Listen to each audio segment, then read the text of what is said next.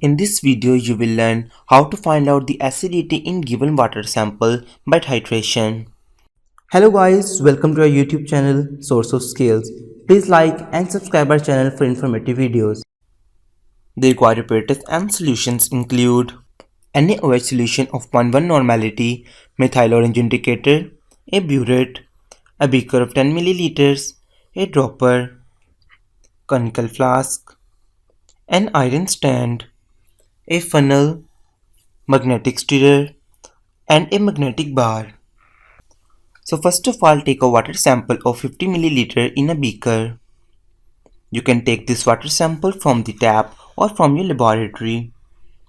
Now start adding 1% methyl orange indicator into the water sample with the help of a dropper. 2 to 3 drops of it will be necessary.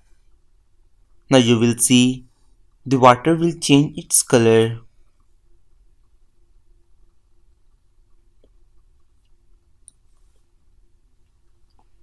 Now put the solution into the conical flask.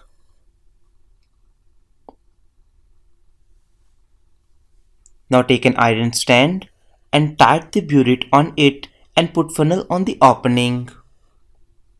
Now fill this burette with 0.1 normal NaOH solution. You have to fill the burette to the 0 point. Now put the magnetic stirrer on the iron stand and add magnetic bar into the conical flask. Now put this conical flask on the magnetic stirrer and power it on. You will see the magnetic bar will start rotating. Now add the solution into the conical flask dropwise. You will see the color of water will turn pink.